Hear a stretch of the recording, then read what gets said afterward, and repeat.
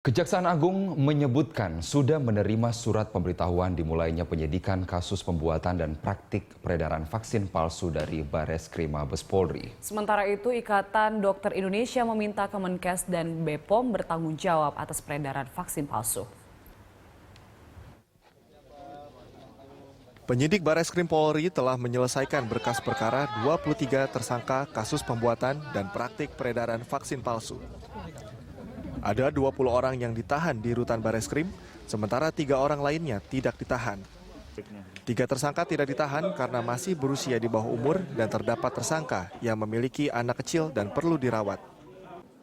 Dengan diserahkannya surat pemberitahuan dimulainya penyidikan kepada Kejaksaan Agung, maka proses hukum terhadap para tersangka segera dilanjutkan. Sebelumnya, Bareskrim sudah memeriksa saksi terkait dengan perkara vaksin palsu tersebut. 7 orang diantaranya adalah saksi ahli hukum pidana, Lembaga Perlindungan Konsumen, Badan Pengawas Obat dan Makanan, serta Kementerian Kesehatan. Kesaksian mereka dibutuhkan melengkapi berkas perkara penyidik. Vaksin palsu kita menunggu proses hukum yang penyidikannya bukan oleh kejaksaan. Ya, sudah ada mereka membentuk tim gabungan antara BPOM, ya, mungkin dari Kementerian Kesehatan, dari Polri. Nah, ini laporan dari Jampidum, saat ini sudah diterima 3 surat pemberitahuan dimulainya penyidikan. Ya, oke? Perlembahan berkas untuk belum dilimpahkan ke sini. Apanya? Informasinya hari ini berkas. Belum, baru SPDP.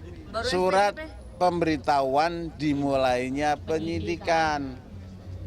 Sementara itu, Ikatan Dokter Indonesia menyampaikan pernyataan sikap terkait dengan penyebaran vaksin palsu yang menyebabkan banyak dokter, tenaga kesehatan, dan fasilitas kesehatan menjadi objek kekerasan. IDI menyatakan perlu diselidiki secara mendalam keterlibatan tenaga kesehatan dalam kasus vaksin palsu ini. Ikatan Dokter Indonesia, Persatuan Rumah Sakit Indonesia, dan Asosiasi Rumah Sakit Swasta Indonesia meminta Kemenkes dan BPOM bertanggung jawab atas peredaran vaksin palsu. Menurut Asosiasi Tenaga Kesehatan itu, Kemenkes dan BPOM adalah pihak yang paling bertanggung jawab mengatasi hal ini. Selain itu, mereka meminta pemerintah dan Dinas Kesehatan di daerah membuka posko pengaduan vaksin palsu. Mendesak Kementerian Kesehatan RI dan Badan Pengawasan Obat dan Makanan untuk bertanggung jawab atas terjadinya implikasi negatif yang terjadi akibat tidak baiknya protokol penanganan vaksin palsu dan secepatnya memulihkan situasi tidak kondusif ini dengan membuat protokol penanganan yang baik. IDI juga meminta perlindungan kepada pihak berwenang agar dokter dan tenaga kesehatan juga dijamin keamanannya dari pihak-pihak yang dikhawatirkan melakukan provokasi.